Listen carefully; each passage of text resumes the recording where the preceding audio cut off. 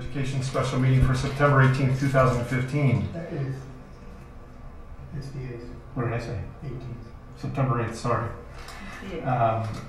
Madam Secretary, will you please have a roll call? Absolutely. Mark Berry. Present. Leanne Sherlock, present. Julie Gottschall. Present. Richard Hay. Present. Philip Hood. Present. John Larson. Present. Susan Ryder. Present. Okay, we are have plenty for a quorum, so we can begin. Start this evening with Pledge of Allegiance, so please join me. Pledge allegiance to the flag of the United States of America and to the republic for which it stands, one nation, under God, indivisible, with liberty and justice for all. Thank you. Now's our time for public comment. If anybody in the standing room only crowd would like to address the board, please feel free to do so. If not, we will continue. Offer the opportunity if anybody on the board would like to bring up a discussion item or suggested item for a future agenda. Anybody? Nope. Moving on, right to section 5 discussion, and go to item A, board goal 1, which Kelly Bay and Dr. Kevin Rosenstein will present an updated information about our growth scores from the past year, park testing and the new kids assessment, and the addition of a science assessment at grades 5 and 8 for this year. Dr. Rosenstein. When we met in June at our June board meeting, we discussed the scores from the last school year. And so we want to give you a quick update on where we're at with those scores and then also some other assessment updates. This relates to board goal 1, maximize the academic achievement and personal growth of each student. And some quick updates for you. Park is scheduled to be administered again this school year. We have not yet received our scores yet from this past school year. We typically had received the ISAT scores by this time, and this is actually the board meeting where I was reporting out on those scores. We expect those scores more than likely during the month of October. It could be a little bit later. And the reasoning for that is that they are working on the norming of all of the assessments, and the score reports are still not finalized from state to state. So we've seen several drafts of different score reports for parents and for teachers and for schools, but we've not seen the finalized approved versions of the score reports. Yes. Can I interject for Phil, in case this is new territory. This is all part of the strategic plan. And there's, what do we have? How many goals? Four board goals. And within each one of those, there's lots of things. There are several sub goals. So board goal 1 is related to student achievement. Board goal 2 is related to the learning environment. Board goal 3 is related to finances, and board goal 4 is related to communication. And there are several subsets within each of those goals. And so we'll get reports throughout the year on updates, and this is when we get a chance to think about the future, perhaps for tweaking the strategic plan. And a lot of this is also part of Jean's annual assessment, her personal review. Correct.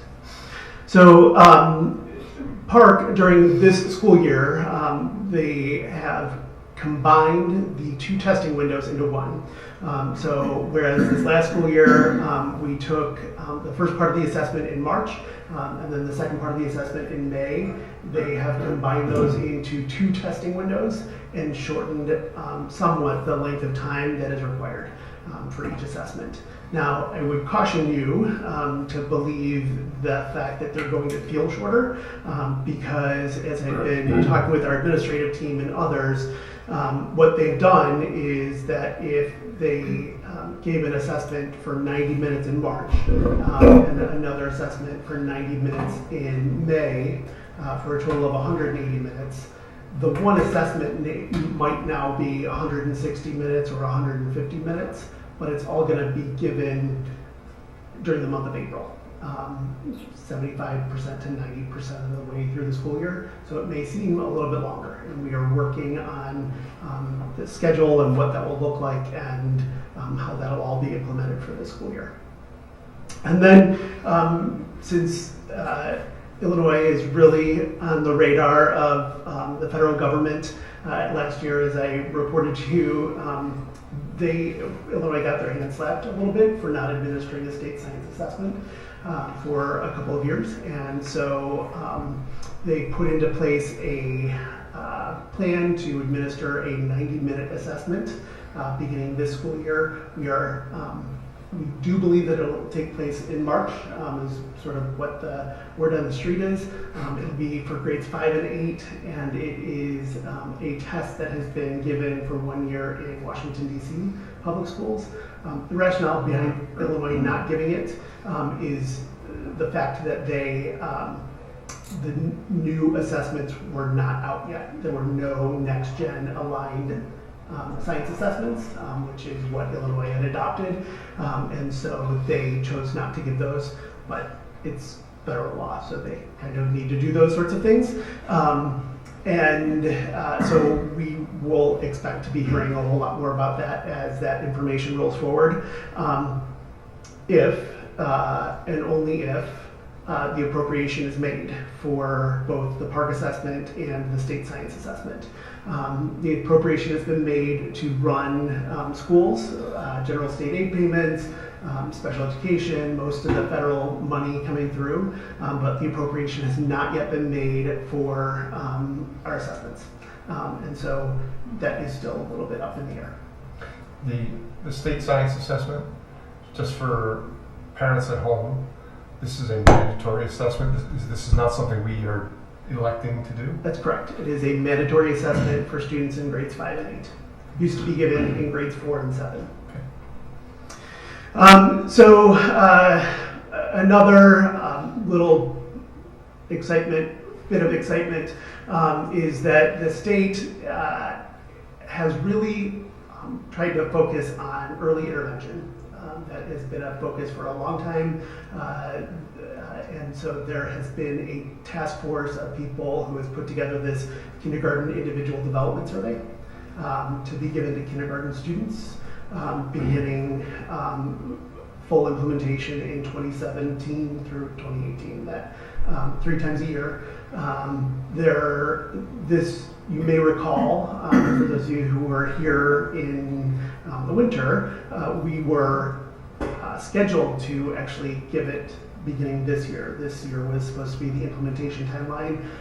We had started to put together a whole bunch of information to request a waiver as a district to not implement that, since we had other local assessments that we could use, and there's no federal law that says that we need to assess students in kindergarten. So they pushed that implementation timeline off a little bit, and now we have 2017 through 2018. I would be really surprised to see that all come into play.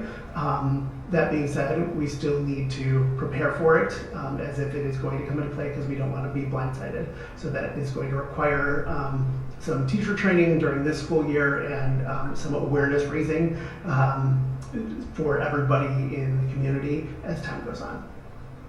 And then local assessments. We still give our local benchmark assessments the STAR and the MAP, COGAT in grade 2, and we're examining some possibilities for the use of the STAMP assessment, which was given last year to students in 8th grade to assess our world languages program. And so we're looking at how we can utilize all those.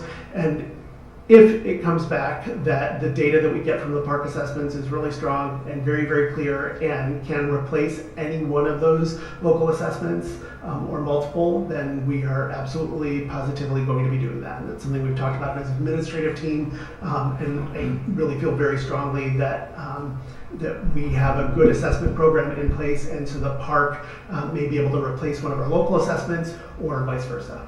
And so realistically, when might we make a decision, and when might we see some less testing taking place? Right. There are a couple of moving pieces of the puzzle. So I would anticipate that first piece of the puzzle falling into place in November, December of this school year. So we may even be able to put a hold on the spring STAR and MAP assessments. If your data from Park is really really robust, it is going to give us the same information Yeah. that we would have gotten from the map or from the STAR assessment, that sort of thing. Absolutely, we're able to do that. The other piece that's a little bit of a moving picture is the federal government reauthorizing the No Child Left Behind Act. Both of the versions of the bills have come out and have been passed by the House and the Senate, and they are working on the possibility that states might not have to give assessments so often. And if we did have to give an assessment, that it could be a locally determined assessment. So there's some movement behind that. And that could happen, our hope is, before December. So several different pieces falling into place here. So we talk with you in the strategic plan about growth. And we talked in the spring about our status and about the percentage of kids who had met or exceeded standards, or who were on track to meet benchmark and were not on track to meet benchmark. What we promised to do over the summer is to work with ECRA, our data partners, to really review the data and to look at the growth that students have made. And ECRA has a pretty unique growth model that a lot of districts are adopting at this point. And what they do is that based on the last 6 assessment scores for any student, they can project out where that student should be for the next school year. So they take the last 6 scores that we give them, say it's their MAP and their STAR and several other assessments, and they come up with a propensity score, so an actual growth rate, and project out where students are supposed to be a year from now. They then compare that student to student, where they actually performed and where they were supposed to perform. And so they actually get a student-to-student growth rate, which is really very reliable, highly scientific, allows us to look at our data in some really unique ways, and has opened our eyes to a lot of different pieces there. And so what you have in your board packets tonight are the reading growth for the last school year. As you'll notice, it's broken down into several different groups. So a blue on the left would be higher than expected growth. Green would be that we're within the expected growth range. Yellow would be lower than expected growth, and then red would be unsatisfactory growth. And we have no unsatisfactory growth in either area, which is a positive thing. For reading, our growth during the last school year was higher than expected for students in the Asian subgroup, and then we had expected growth for most of the students in the district.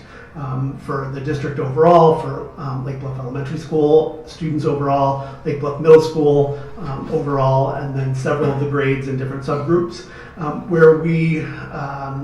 The groups where we did not see the growth that we had hoped or expected to are in the Hispanic subgroups, the IEP special education subgroup, and the low income subgroup.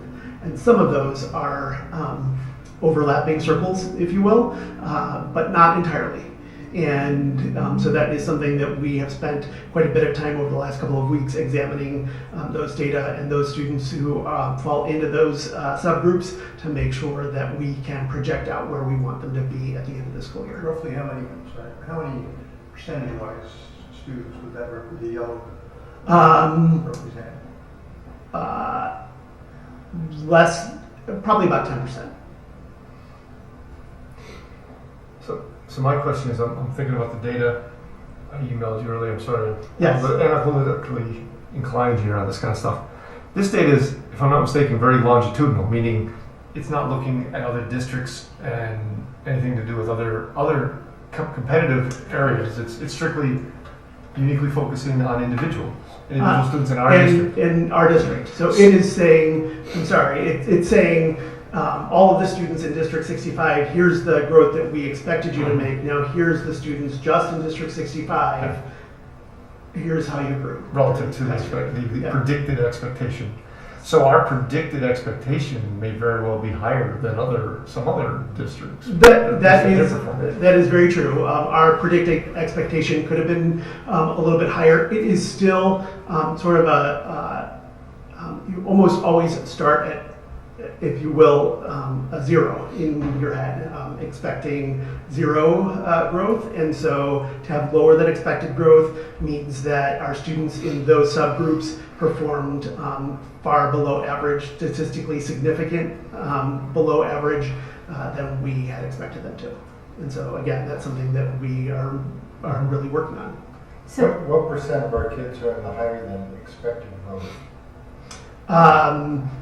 Our Asian subgroup is probably 3 to 5% of our overall population, but the vast majority of students would fall into that expected growth category. So Kevin, I thought I understood you to say that ECRA has a model that allows them to project for individual students Correct. based on the past. So when we look at this, is it when it says lower than expected growth, is that based on the individual student had lower than expected growth, or the group had lower than expected growth relative to the overall population? So what they do is that they would, if we were going to do it for this board, they would project growth for each individual board member. And then they would say, okay, this is the board subgroup. And so they would have a growth score based on all 7 scores from just this board subgroup. And then they can take all the boards across the state and say that is the state board subgroup. And they can compare from that. So as far as you can drill down, they can also scale up to make those predictions. So you can look at it at individual student levels as well as aggregate in whatever groups you want. That's correct. but the groups are determined by, isn't it like you reach a certain threshold? So once 10% of your population is fill in the blank, then that becomes a subgroup. Those are the federal subgroups. Yes, the 45 students fall into a subgroup. These are actual numbers. So these could be small groups of kids. They aren't. I want to say that they are approximately 10% of our population. It might be even a little bit less that is in the lower than expected growth. But like I said, the vast majority of our students are in the expected growth area, and this is just for reading. So, okay, let me just make sure I understand. I'm not sure I did. So if we look at, let's say, the IEP subgroup, Mhm. are we saying they had lower than expected growth for the IEP subgroup? We looked at what we expected for them and they fell short there. Are we saying they had lower than expected growth relative, again, to the overall population? Because the latter situation, while concerning, is less concerning than if they're doing worse even than you would have projected that particular subgroup to do. It is comparing the IEP special education subgroup against themselves. Yeah. So So there could be individuals within that subgroup that made expected growth, or could have even exceeded the expected growth, but the group as a whole fell into the lower than expected group. How large is that group? the IEP special education subgroup as a district is about 100 students.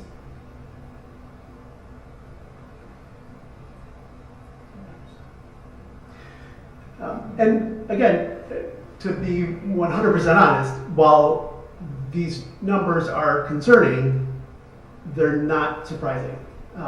Our focus on reading has not been as strong as our focus on math has been, and our scores and our growth scores bear it out. So much so that as you look at the math scores, like people are starting to talk about them, not just in our neighbor to the south, but in other school districts that ECRA works with.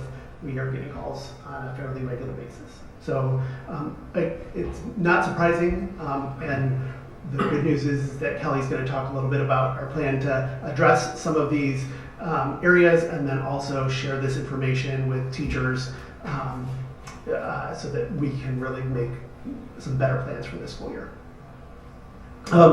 Math growth, as I was talking about, higher than expected growth at Lake Bluff Middle School in grades 3, 4, 7, and 8.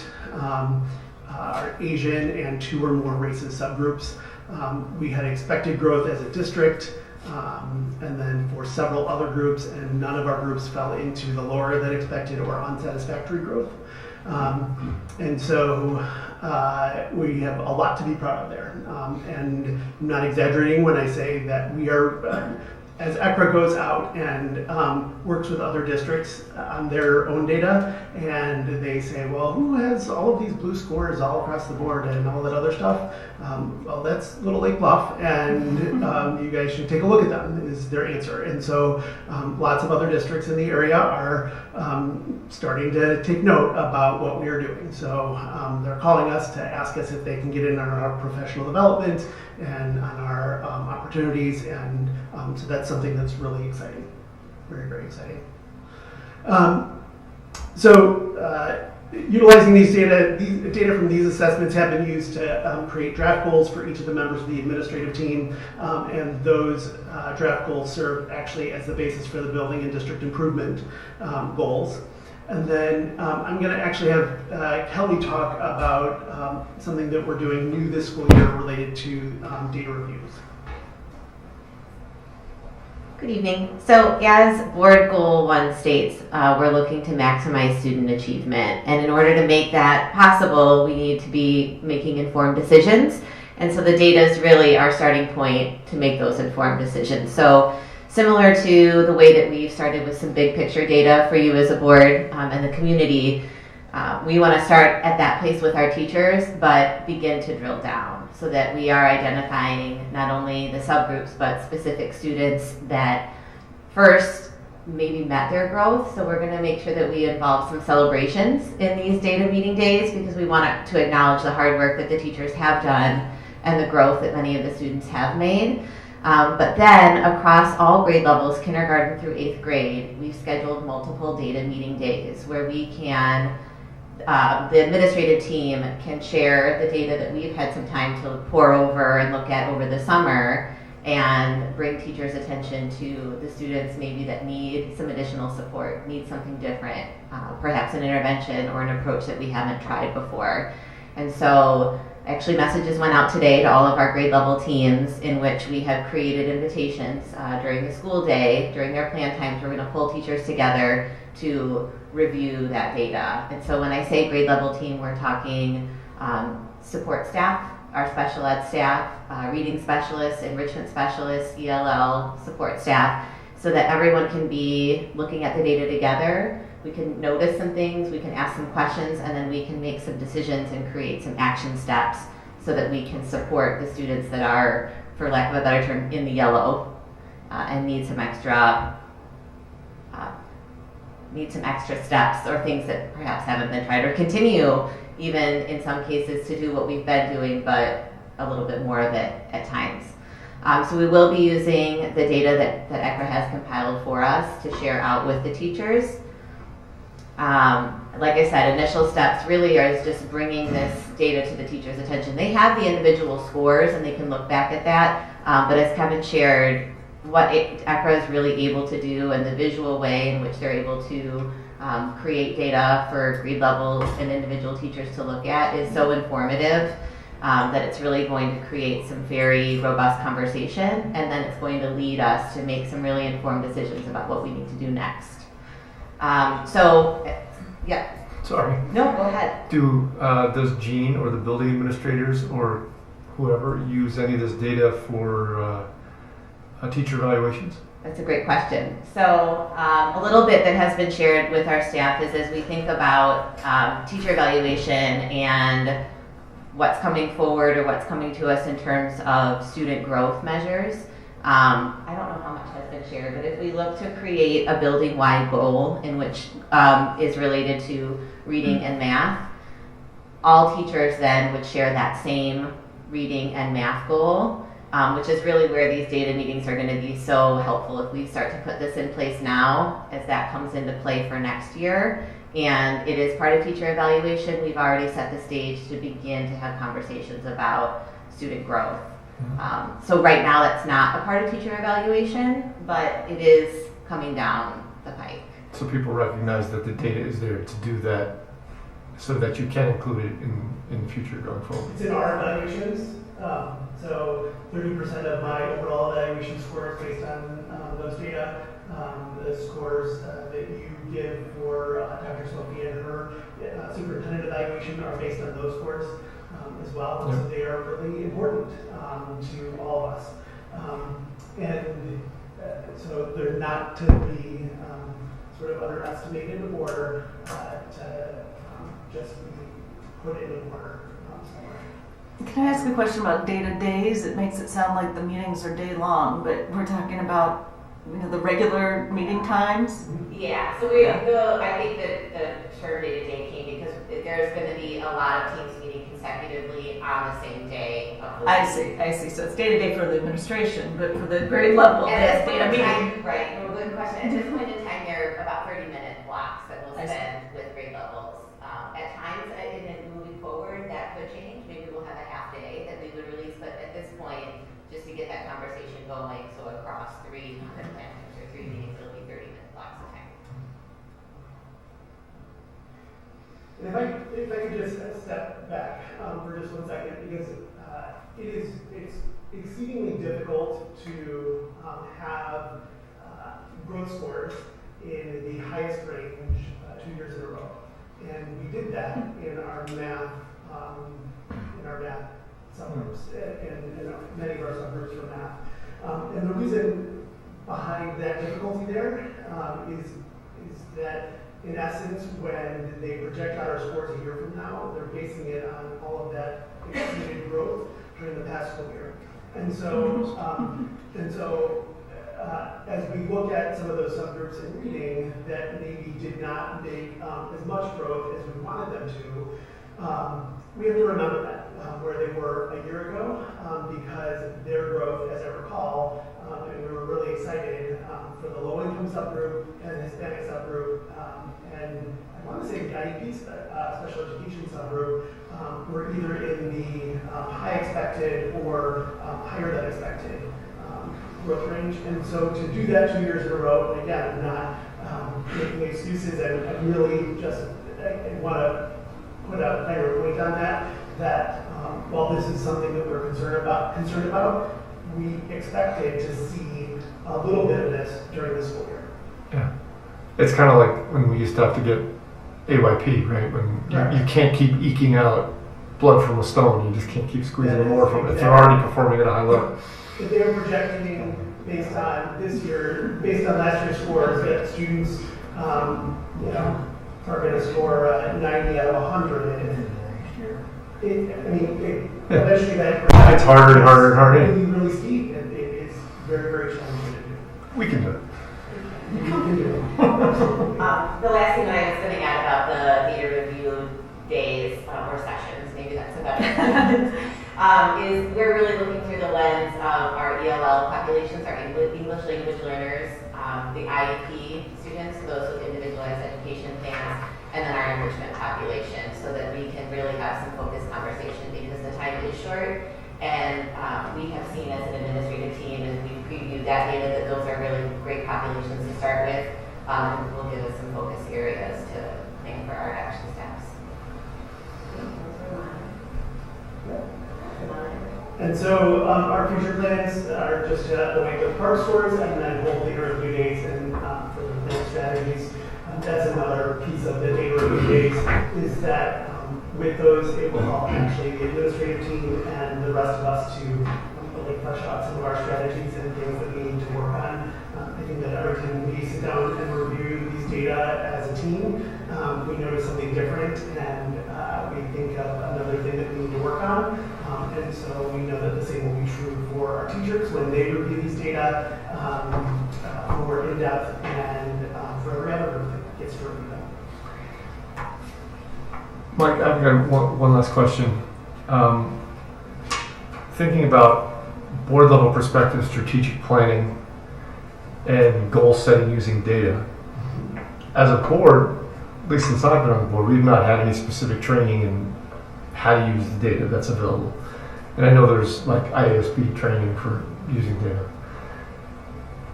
So my question is, are we using data? Are we asking the right questions? Are there questions that you would like to see answered being the expert who's really down in the data a lot, that we need more training, or you guys need more help utilizing what we've got and making better big picture data-based questions and using data to answer those questions? I think that we're in a really good spot as a district because we've been working with ECHA for a couple of years. Yeah. Other districts in the area are just now beginning to work with ECHA or they're one of their competitors to help really drill down into some of these decisions that need to be made about teacher evaluations and those sorts of things. And so I feel like as our administrative team becomes more comfortable with understanding the growth reports and it's taken all of us a while to get to a place where we actually felt like we could explain it to teachers in a way that was not so wonky that we needed to have have a script for everybody. So I feel like we're in a much better place, and certainly as we get better at digging into the data, we become better presenters of those data. So. And I think by the end of the month, once we've engaged in this process, we'll be reflecting on it throughout, so we could better answer that question at the end of September, beginning of October. I would encourage you to just think about it, and if there's things that you need to be thinking, or you think that you need to be doing differently, raise it, because we want to stay ahead of it. I see some questions from others at the board, and so I'd be happy to answer those. Well, it's at the minute level, but on the math scores, it sounds like we're becoming known for having a strong math program, and there's several grade levels. It's page 14 of our packet, page 6 of the report. Several grade levels where we had a large percentage of low growth, and so actually negative growth, but it's still green. So we had negative growth in 2nd, 5th, and 6th, but their numbers are still green, and we're just curious about that. So we were expected to fall behind farther. Is this microphone not working for us anymore? So I will try to explain that. So the way that ECRA does their growth modeling is that it would be impossible for all students to make positive growth in some way. That would be statistically impossible by their data measures. And so their expected growth range would be from a negative 0.29, because that's not statistically significant. Between negative 0.29 and positive 0.29 is within the error range. Is within the standard error measure. Yes. So, on the positive piece, we also had several grade levels that far exceeded that 0.30 to get to the higher than expected growth. If you're looking at our 3rd graders from last year, our 4th graders from last year really had some significant and solid growth in the area of math. And so that's another question for our data teams is why is that happening? For 4th grade, that's actually the 2nd year in a row that it happened with 4th grade. So that would mean, that we have something to really take a much closer look at, and so that's kind of exciting. Rich, you got any questions? You got a lot of highlighting. He's always highlighting stuff. Anybody else? I'm just curious, what's the culture like amongst our teachers in the district to receiving this type of data? And I mean, that's really, I think, important in terms of their buy-in. So I'm asking you to speak in a generalization here, but what would you say the culture is like amongst our instructors? Our teachers are not used to seeing data in this specific format, but our teachers have really grown accustomed to looking for some sort of data to help improve their instruction, whether it be the math data or the STAR data on a day-to-day basis. They are always looking for some sort of a measure about how their students are doing, which is unique to Lake Bluff and something that all of our predecessors have really worked hard to build. So this will be a new way to look at it, but our teachers are already there in terms of understanding that it's important to look at and to understand data better.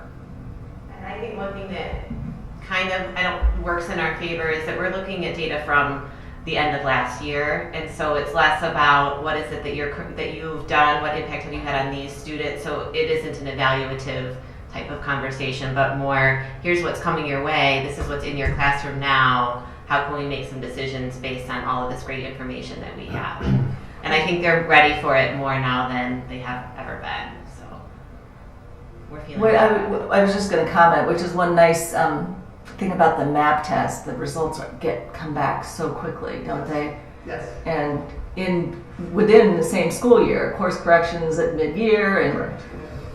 So for our data review sessions, our teachers will actually have a packet of data that is based on last year's scores for this year's students. That will also have projected scores for this school year, so we'll be able to say Susan Ryder should be at this MAP test score by spring, should be at this MAP test score by winter. So teachers will be able to see very specifically if our students are not on track there, to be able to make those mid-course corrections. And that's why we do have those MAP assessments and the STAR assessments, so that we do have some of those interim measures. Yeah, I mean, at some point, I'd be really interested to hear from a teacher or two about how they make those mid-season adjustments, Yep. per se. Instructional And decisions. just some anecdotes. Sure. Would be, that'd be really interesting. Absolutely. Yeah, case analysis, case study, like how it was actually used in the field. That might be interesting. Absolutely. We can work on that for you. What happened to our Math Academy kids In reading, right? That is, it's a little bit puzzling. Why did our Math Academy kids really have a statistically significant lower score for reading? And the only thing that I can say is that it was not a large enough sample really to measure it. So if you look, mathematical savants or something. what's that? Don't think we had mathematical savants. Right, exactly. That don't know how to read very well. So if I could figure that one out, I would. It's only five. You can't make an judgment. Exactly. Let's follow the five. Yeah, Yes, the sample size is way too Exactly. I would that group would drag it down. Your reading score? Yeah. So, all right. Any other questions on goal 1? Yeah, I have a question. I was going to say last year, but actually I'm not sure when this conversation was. I think last year we were talking about individual plans for individual students. Yes. Which kind of ties to this. Yes. So I know we had it spread out. We were going to do, these grades this year, and then we're going to do a couple more grades next year. Are we working on that, or? That is one of the potential outcomes from these data review sessions and these data review pieces, is to really be able to plot out where Leanne was supposed to be or is supposed to be over the course of this year based on the data, and then also looking at some of the other factors that are impacting each student in the classroom. So we can really drill down deep into that. Because that seems like an important part of that course correction thing. If teachers get information that tells them, hey, these 3 students are, kind of here, and those 5 are over there, that can really help them Correct. plan what they're doing. And we are doing it to some extent based on student reflection at the middle school. So they, as you know, the students reflect, they set a goal for themselves at the beginning of the school year that they are working on throughout the school year. And that's one part of it. And so these data and these data review sessions that we're going to be having with teachers are really going to be able to help move that forward, move the ball forward infinitely. So. Mr. Lee? Thanks. Did you ever imagine you'd have this many questions? Yeah. My question is, when we get these MAP scores and whatnot as parents, about how many phone calls does that trigger to you? No, I'm just curious. Out of all of our, because every household gets those. Right. If Johnny is underperforming, does that necessarily trigger a call? I'm just curious. How many inbound calls do you get from people wanting to know what's going on? I think that in this district we do a really good job of coupling those MAP reports with opportunities to come in and talk with direct outlets for people. So Kelly and I actually get very few phone calls from parents and families looking to have an individual conversation about their child. It may come up at an IEP meeting or at an enrichment planning meeting or something along those lines. But the vast majority of the time, parents and families are responding to individual teachers, asking individual questions, and it'll come up at a conference or at one of those sorts of meetings. And so it's important for us to make sure that we are giving all of the strategies and all of this knowledge that we are developing to the teachers on a day-to-day basis so they can work with the families there. Did that answer your question? It's not an easy answer.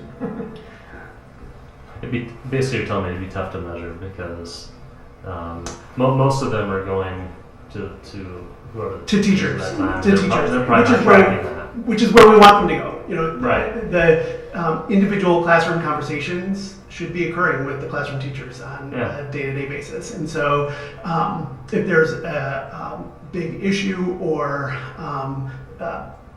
parents are not feeling like they've been heard with a teacher or something else, then they usually work their way to us. So. All right. Anybody else? Thanks. Great. Don't Thank go you. anywhere. Moving on to item 2, Board Goal 2, the learning environment and the 5 essentials. Dr. Rubenstein will share the results and analysis of the Illinois 5 Essentials Survey, along with the local professional development survey. These measures are used to track our progress toward accomplishing Board Goal 2.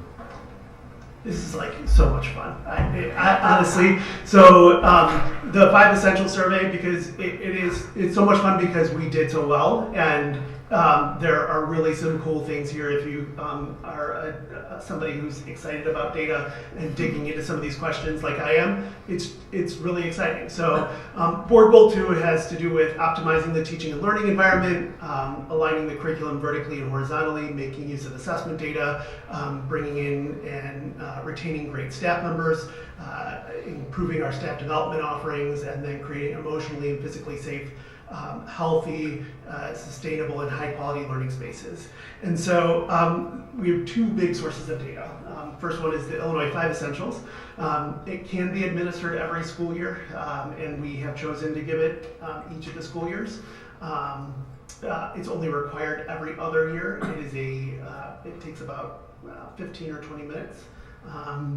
It measures 5 factors that are found in high-quality schools. The research was done actually out of the University of Chicago with Chicago Public Schools several years ago. And then we also administer a local. Go ahead. Who takes the 5 Essentials survey? 5 Essentials survey is taken by our students in grades 6 through 8. It is taken by any parent who wanted to take it. And it is taken by, I think that our number was like 98% of our faculty and staff took it this last year. So do you have an idea of how many numbers of parents this includes? We actually had a pretty high response rate for the survey. Our response rate from parents was 26%. So that's a pretty strong survey response rate. We sent out lots of reminders. And really did a big push for it, and so we were able to get some pretty accurate measures, we believe.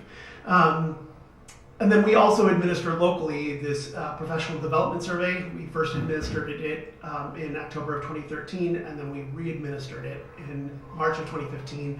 And it just gives us some additional information on professional development topics where we need to be focusing our attention, and then also gives us a pretty accurate measure of staff climate. and what's going on in the buildings. So the Illinois 5 Essentials, it was first administered in spring of 13. It's required by Senate Bill 7 and para legislation, so it's the measure of the learning environment that we are required to administer every other year. And those 5 essentials are listed up there. So effective leaders, collaborative teachers, ambitious instruction, supportive environment, and involved families. And in your board packets, you actually have the full score report for the district. And so you can dig as deeply or narrowly as you would like to into each of those 5 essentials. The scoring is a little bit interesting. So they do least implementation to most implementation for each of those 5 essentials. So the reason why I'm really excited is because of the fact that overall our results are really strong.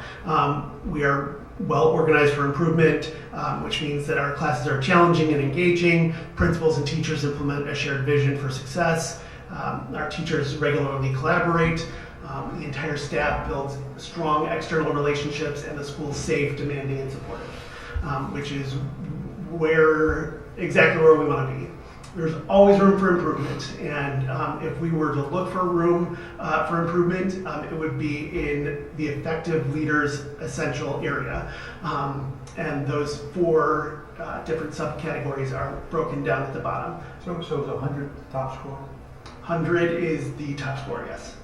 So 2014 score, we were at 53, 2015 score, we were at 59, so we grew somewhat.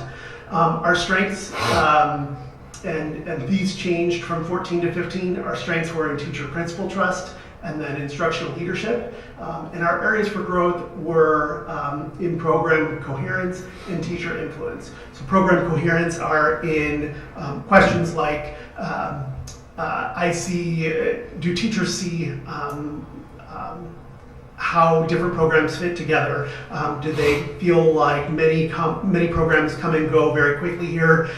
Do they feel like, when it looks at teacher influence, do they feel like they have a lot of influence on their own budgets, on their own different pieces here? And those are some of the subcategories that we fell down a little bit on under the effective leaders area. And I see a small look of confusion. The teacher influence piece here is really, as we look at the 5 essentials, that was one of their sub areas. And so that schools that consistently outperformed had strong ability for teachers to have an influence on budgeting, on other pieces there. The rest of it was really quite outstanding. More implementation for collaborative teachers. The one area for growth, if we could call it an area for growth, would be in the quality professional development, but our other areas were very, very strong.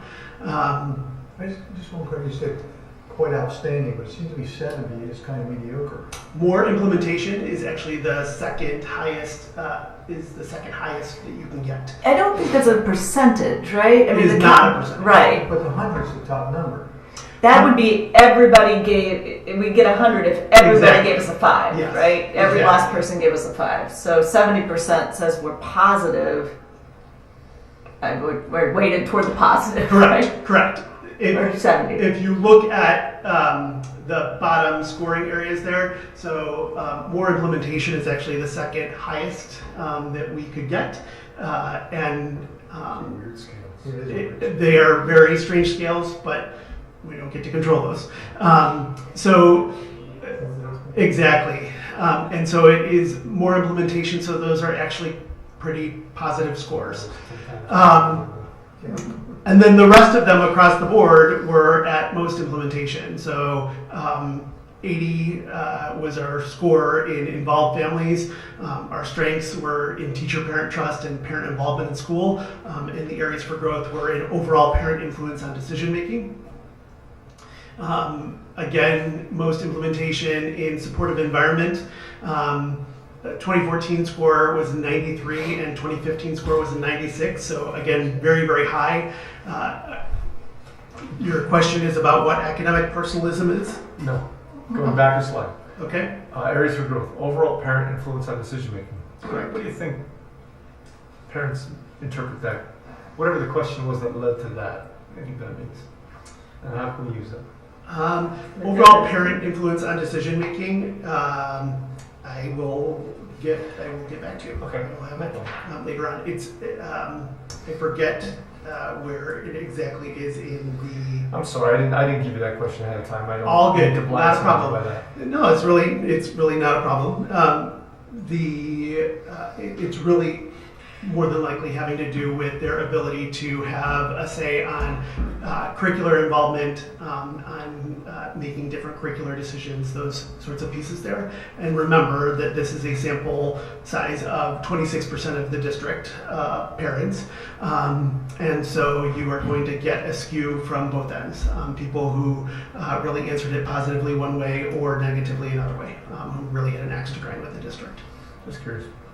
And then supportive environment, peer support for academic work, school safety, student-teacher trust, academic personalism, which is a score that I did prepare for, is actually looking at the ability of teachers to differentiate the work for each child based on what's going on. So so the students were asked questions like, how often does your teacher give you feedback that improves your work? How often does a teacher make a personal learning plan with you to make sure that you are learning what you need to do? And so that would fall into the academic personalism. It was our lowest score overall for the supportive environment, but still nothing really to be concerned about there. These are going to be hard areas to show improvement going forward. They are, but that's why the data is so exciting, because you can really drill down into, what happened here and why did we fall down even a little bit. And then ambitious instruction, again, our strengths: English instruction, math instruction. These are actually questions of the students. So they are asked, how many times have they been asked to edit another student's work? How many times have they felt challenged in the classroom? Those sorts of questions. And they really drill down into English, math, and then the quality of student discussion. The academic pressure piece has to do with sort of the positive pieces of pressure. So how do we work with students to make sure that they are constantly working to improve and have a growth mindset about their work?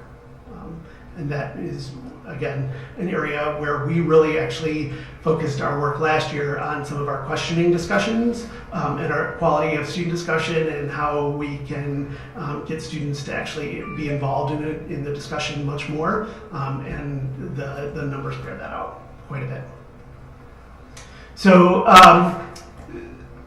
we also administer this local professional development survey. And just some top level overview here. 28 was the increase in the percentage of staff members who indicated that professional development had met their needs. So that increased from 42% to 70%, something that we're really proud of. 85 is the percentage of our staff who indicated that professional development had improved their professional practice, which is, again, something that we are always looking for. You always want professional development to be improving their professional practice. It had not always made that mark in the past, and so to be hitting that high number is great. And then 81 is the percentage of our staff who felt that professional development is meaningful to their work. So still lots of areas for growth, but a whole lot of improvement over time since we last administered that survey.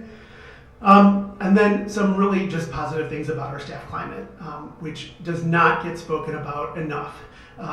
So what you see actually up here right now is called a word cloud on the bottom. And so staff were asked to describe the current climate in their building using one word.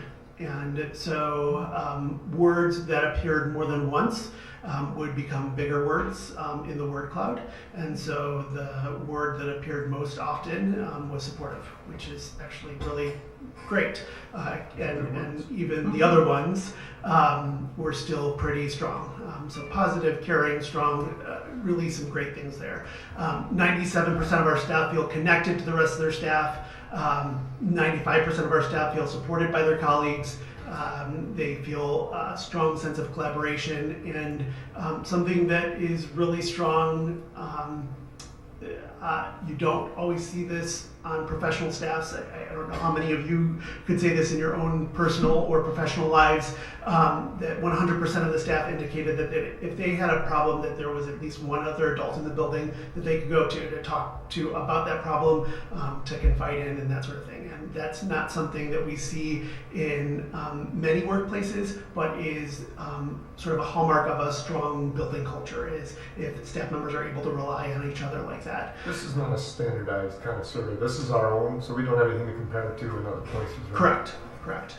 Do we have our own surveys over time going? This is the second time that we've given this particular survey, and the number was not 100% the last time that we administered it. So, and when was the last time? Was it a couple of years ago? Or it was October of 2013. I'm sorry, you may have already said that. So, yeah, that's interesting. Because in the elementary school, we really were in the midst of a lot of change. Absolutely, absolutely, we were, and some of the individual. When we first looked at these data, we really broke them down by buildings, and there are some interesting sort of pieces of the data in both buildings about what happened there in each of them that the principals are working on addressing. But really, to have 100% of the people who were surveyed, and we probably had about an 80% response rate amongst our staff here, say that they felt like they had another adult to go talk to, and that there was a strong sense of collaboration. You don't see that in every working environment. A little bit of an anecdote: as we were interviewing staff members in the spring for positions for this fall, people asked about what the climate was like. And so we were very able and willing to share these data about what our staff is like. And the looks on people's faces, like, they were so excited at the possibility of coming to work here. It was just remarkable. People saying that is not at all what my current working environment is like. That is why I'm leaving my old workplace.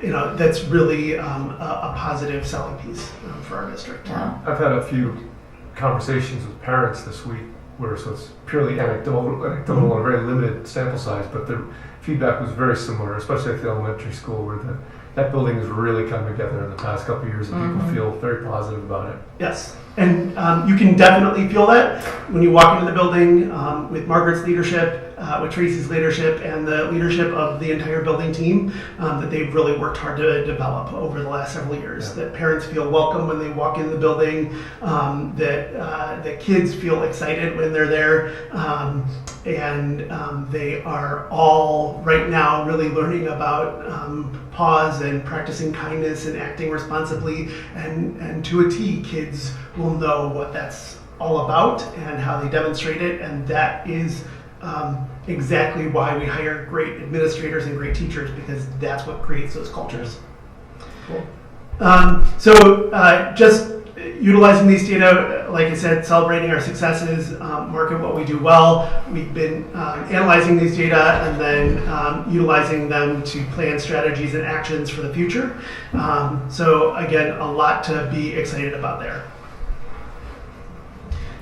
Phil. The professional development gains were nice, but it still shows an area for growth, quality professional development. So what remains to be done there in some teachers' eyes? So one of the things that we have done really differently since this, so we administered this survey. We administered this survey in March of 2015. So think about the things that were going on then, just really quickly. We were just getting ready to settle the teacher's contract, but that had not yet been settled. So there was a little bit of concern about that. Park was just starting to amp up, and so that was all going on.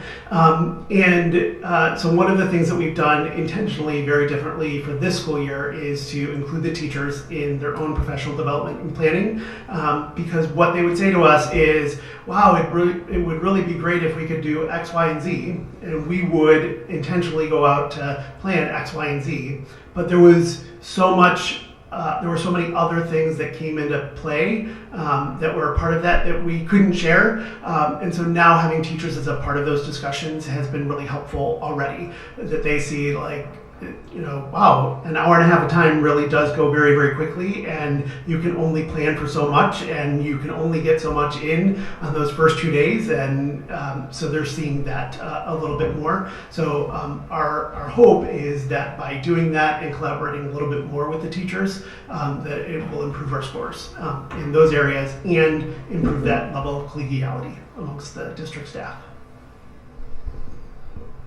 I mean, I think it's great. I think those numbers are great, and the word cloud is really neat.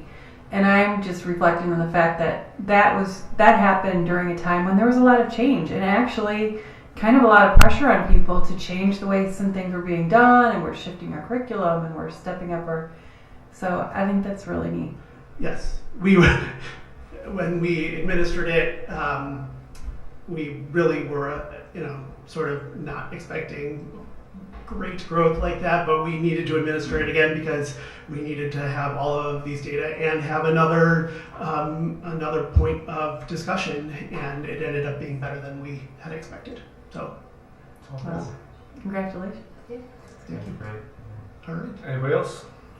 Can I, Yeah, please. with apologies, I'll go back to goal 1 for Yes, just a minute, because I've been please. sitting here thinking about this. Yes. And, again, to the extent that you're looking at expected growth based on looking at individual students past 6 years, it seems to me you sort of skew the results. Or is it benchmarked to something objective? Because you could be the worst school district in the world with the worst teachers in the world and be meeting expected growth because not much is expected because not much has been done in the past 6 assessments. So is there anything in this data that tells us how we compare overall to some objective benchmark?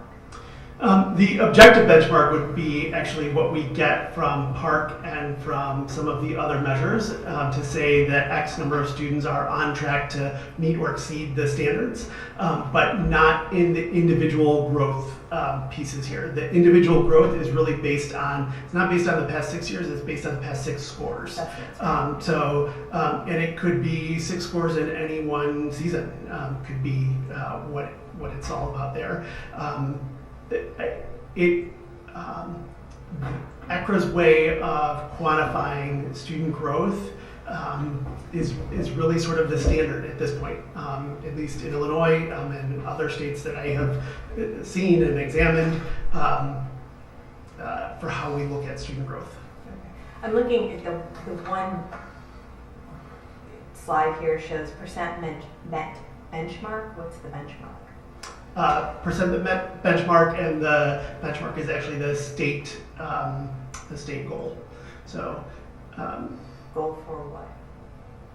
for reading or for math, 85% of the students who are on track to meet or exceed the state benchmark. So we know that if a student scores at a certain score on the math assessment, that they are highly likely to be meeting or exceeding standards on Park, or it used to be on Okay, the so IC. that is somewhat of an objective. Yes.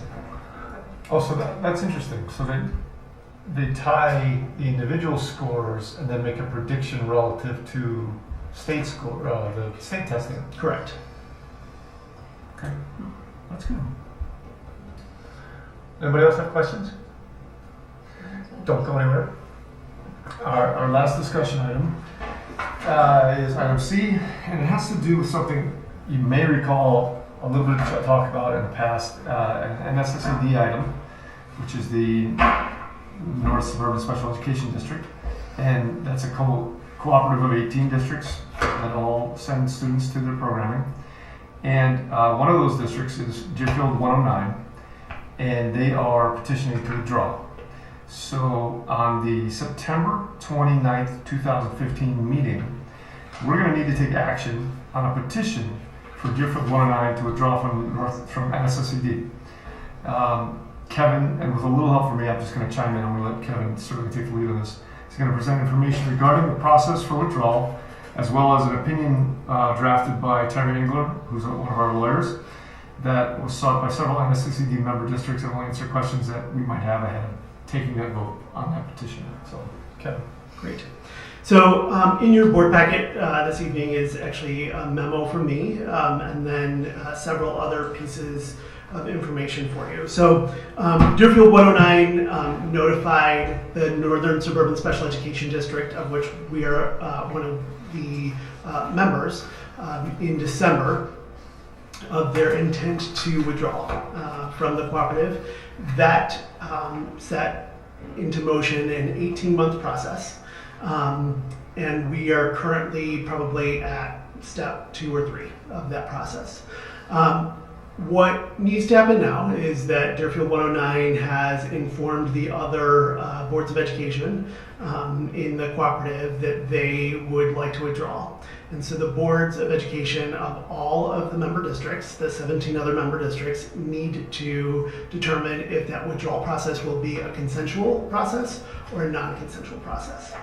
If it's a consensual process, that means that all 17 other boards of education have voted in favor of their petition to withdraw, and it sends them on to the state Board of Education, the subcommittee of the state Board of Education, to review their plan for providing special education services.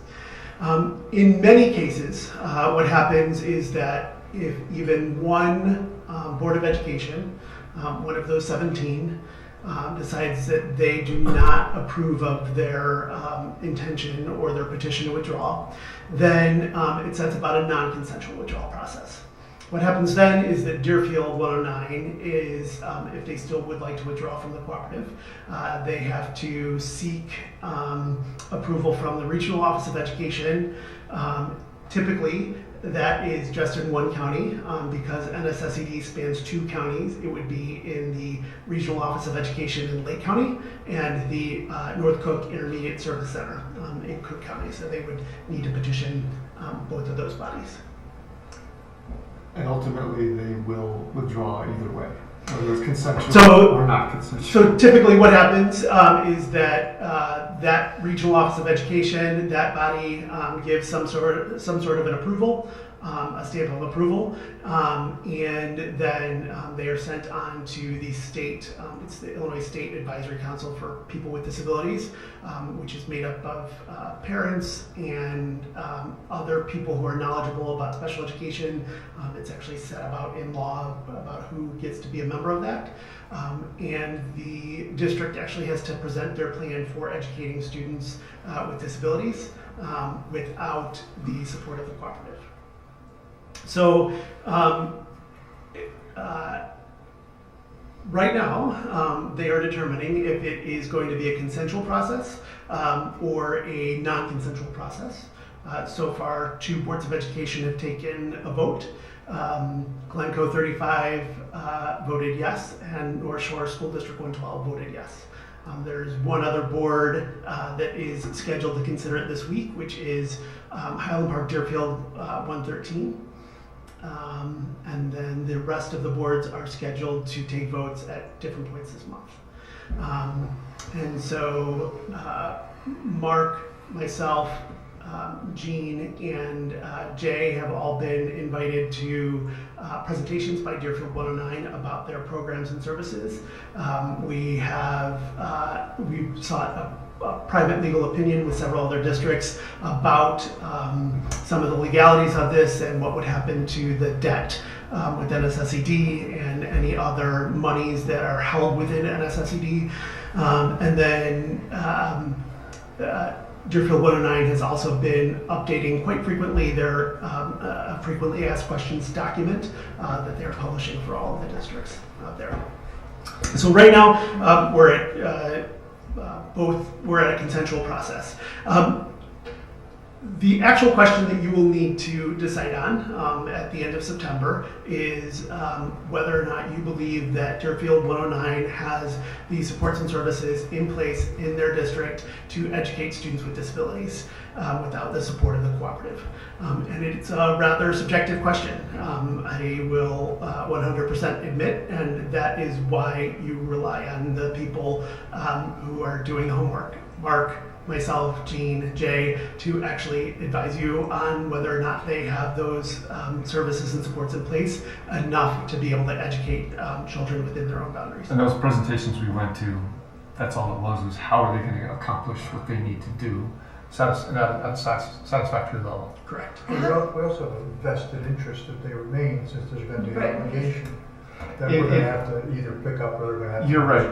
do that. But the letter of the law is clearly about the best interests of the children So we, in that district. as So we- representatives of Lake Bluff, yes, have to it's vote weird as to whether or when not they can their do the job or children not. are protected. Yes, Correct. that's where you have to take our Doesn't recommendation, make because any sense. it doesn't, because you have not been to any of these presentations, but like I said, Jean, Kevin, and myself and Jay have been to the presentation by Deerfield 109.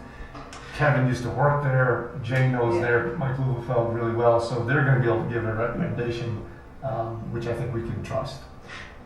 But let's talk about the financials, because there isn't a board out there Yeah. that is not asking that question, and it is a relatively easy question to answer. Deerfield 109 currently pays approximately $245,000 each year just for membership. So that membership would include the money that NSSED withholds from their IDEA grants, and then also we pay a membership fee, which is based on the number of students that attend. So Deerfield pays about $245,000 per year for those fees, and then we pay around $75,000. So we have asked some really pointed questions of NSSED about how they are going to reduce costs, or how that will look over time for our districts. And the truth is that there are a number of things that are going on right now within NSSED that are going to play in our favor. So one of them being the retirement of their current superintendent, which is a big chunk of change that His total package his total financial package is a pretty strong financial package, so without that in their budget, that is going to be a considerable savings. There are also several other staff members who were in line to retire that they're going to be able to do that, find those cost savings there. They have assured us that with one district pulling out like this, that they could find enough efficiencies to offset that $245,000. That's reassuring. Right. Right, where are they Right. going? Right. Yeah. There's also, Correct. there also was the concern, are you just working your way down the list? Yeah. It is concerning, but so the compensation package for the superintendent is really a big part of that. It's over 4, right? His package? It's gigantic. Probably about half of that $245,000 could be identified in his retirement savings alone, maybe a little bit more. I'm on the Presumably he'll committee be to find replaced, you however. super What's that? replacement. Presumably he'll be It's not gonna replaced. be He will be replaced, but not at that pay grade. I guess for me, the important thing would be some sense of assurance that our kids aren't affected Right. as a result of Deerfield leaving and the 245. I mean, I understand we're going to try to make up the difference, but what degree of assurance do we have that in fact our program is going to be affected as a result? Because otherwise, then I would vote. That's the right question. Yeah. It's not whether Deerfield's kids are Right, okay, it's whether right. our kids are Right, okay. right. Yeah. So let's talk about our kids. So we currently have 6 students in our district who are educated outside of the district. It was once much higher. Of these 6 kids, 4 of them are placed within NSSED programs. The Deerfield 109 actually probably has about the same number, maybe a little bit higher, placed within NSSED programs. And the thought process is that they would actually still be able to utilize those programs as non-members. That's sort of the kind thing to do for the district that is withdrawing, is to not interrupt the student service. So as they age, but they pay non-member rates. but they pay non-member rates. So their students right now who are using North Shore Academy, they I think have 4 or 5 of them who are using North Shore Academy as a placement. Those students, as they age out, they would not place additional students within North Shore Academy, and would instead place students in other placements throughout the area. And there are a number of other placements that they could look at. A side piece of that is that we are actually already doing quite a bit of collaboration with Deerfield and some of the other districts to try and identify some of these cost efficiencies. So I sat down with their director and then the director from High School District 113 to try and figure out where our students were going in common so that we could share transportation costs. And so we have been doing that for the past school year. We are doing it again this school year, and lots of other districts are sort of saying, hey, can we get it on a ride share with our students going to this school or that school in the area? So I can honestly say that our students who are placed within NSSED programs would not feel a difference if Deerfield 109 were to withdraw. John, another thing to consider too is the size of Deerfield 109 in terms of what they purchase from NSSED relative to the total 18. And we've seen those numbers where they rank you. They're not a huge player there. If it was one of the districts like one of the, I don't know, the Glenview, 2 high school districts are gigantic. They take up a disproportionate share. If one of those districts decided to go on their own, which they're not because they see the benefit, then I would be more concerned. I don't think Deerfield moves the needle that much that it's going to affect our kids. What the issue might be is if it starts to snowball and other districts decide to do this as well. On the horizon is Highland Park 113. 112. 112 that is on the same time frame, on the same calendar to withdraw, but they're not actively moving forward because they got so much else in their district. And Kevin has shared with me, you can elaborate, but they may just let this slide and stay within the district, within the cooperative. That is, they have, they put, North Shore 112 put in their petition to withdraw at a time when their district office was entirely different and their board had 4 different members. When those 4 new board members came in and a new district office team came in, realized that there were some other larger issues, namely redistricting and the need to pass a $150 million referendum. So they're for facilities, and so they are really focused on that. They may withdraw their petition altogether. They could come to us in November and ask us to vote on their petition, though that seems unlikely at this point. How satisfied are you with NSSED with what they're providing to our kids? NSSED provide the services and supports that NSSED provides are unparalleled. You will not find a better cooperative in the state of Illinois, hands down. And there's nobody who's questioning any of that.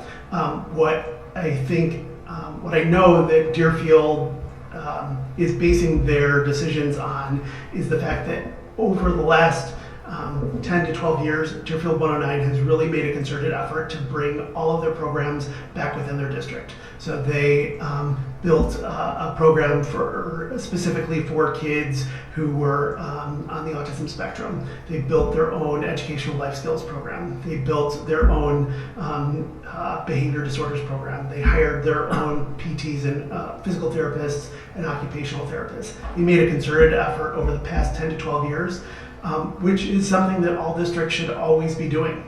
It's something that we talked about when we met in January, that if you're not consistently working to improve your programs and put these additional pieces in place, then you're probably not really doing your job. Deerfield's finally at a place where it is cost effective enough for them to pull out and withdraw completely. Is it possible for you to measure the quality of what Deerfield is providing versus NSSED? To some extent. I mean, I ran some of their programs in Deerfield for a while. No bias there at all. I would say that what Deerfield has done is that they have NSSED provides some really significant supports and programs for students who are really high needs students. So students who are really not able to be in their home school safely on a day-to-day basis. What Deerfield 109 has done is that they have built programs that parallel those with NSSED or are supportive enough so that students won't reach that point where they need to be at a North Shore Academy or with an NSSED program. Even with that said, if Deerfield no longer had North Shore Academy at their disposal, which they would not if they were to withdraw, there are lots of other options for private placements and public placements. We in this district have placed students with another special education cooperative and paid out of district fees up until this school year. So that is certainly reasonable to do for any district. And again, as you look at the question of whether or not Deerfield 109 has the services and supports to be able to educate all students with disabilities within their district, that is a rather subjective question that ultimately there are several checks and balances in the process that thankfully were only one of those checks and balances. And a weakness that was pointed out against Deerfield doing this, which is a small weakness, is that kids with particularly low incidence disabilities may be more at risk in Deerfield because the cooperative has the infrastructure in place to service kids of virtually every need almost instantaneously. I'm not coming up with a good example. Vision problems, maybe a blind student might be one. Correct. They may not have somebody on staff at Deerfield who's got the skill set to handle a kid with vision issues, whereas the cooperative has that right away. And so it takes Deerfield a little bit longer to ramp up in a particularly low incidence situation. So that's kind of the weakness there. Another thing I wanted to point out too was, it came up a couple times, Deerfield can continue to use, they do have NSA and other NSSED programs at their disposal, but at out-of-district rates and only after positions become available and are filled by members first. So we don't lose out to a non-member district like Deerfield if we have a kid who had to get into a program. So, and if the program, for another example of that is if North Shore Academy was filled and we had a kid move in December and several of the slots at North Shore Academy were filled with Deerfield kids, they're not going to get bumped, but we had to put one in, they'd hire a new person to accommodate our child. So we will always be taken care of at As a NSSED. member. So. That seems like when we've talked about even Lake Bluff pulling out of an SSCD in the past. Correct. And it seems like to me, if they're not, being managed properly, or if there were some worries about finances of it and stuff, members being willing to allow members to leave put some pressure on them to really look at that. So that was actually one of the pieces that started to fall into place here with collaboration around our transportation between our districts, and then also the collaboration around the legal opinion that we sought, is that all of the districts sort of said, so 109 leaves, and that's fine. It probably, in all honesty, will not have an impact on too many other districts in the cooperative. But then if we start to look at 112 leaving or another district leaving or something along those lines, then we really need to take a look at how we do business as a cooperative. And so there was a rather tangential conversation, but a conversation nonetheless about that and the need to really, if this becomes a trend, to really take a look at that. The last district to pull out was Wilmette and Avoca, and that was over 10 years ago. And I'm on the hiring committee for the new superintendent, and one of the qualities we're looking for is somebody who is able to think out of the box on how the future of cooperatives need to be designed and managed, a lot more flexible, a lot more able to react and respond. I think it's all going to work out. We'll find the right guy. We've got a great search firm looking for us, so I'm not worried about that. So in your board packet this evening, you actually have a legal opinion from Terry Engler and her partner Al Saraga, who's one of the experts in this area, on some of the questions that we had asked, and then you actually also have the actual petition to withdraw. So for those of you who, it was last December, and we were thinking about, we were looking at a timeline, and somebody said, oh, maybe we should have that discussion in December, and I turned 10 shades of pale and asked for permission to start preparing paperwork. And this is all that paperwork. This is why I turned 10 shades of pale, because that's a lot of paperwork. That's a lot to do in a really short period of time, and Deerfield has just done it over a very, very long period of time. And their administrators spent the entire summer, literally the entire summer, working to build these procedures and their plan and all of this other stuff. So it comes at a cost. We are not on the hook financially for their share of any outstanding debt that they have. They take that with them. Correct. The liabilities that the cooperative has under its belt now, they take with them. If there's fund balance, if the cooperative ever is dissolved, if there is fund balance, they're only entitled to the share of fund balance that is there today, I believe, which is not very much. Or on the day that they withdraw, on June 30th, 20. Right. So the liabilities are, I don't think there's any risk to saying yes or no.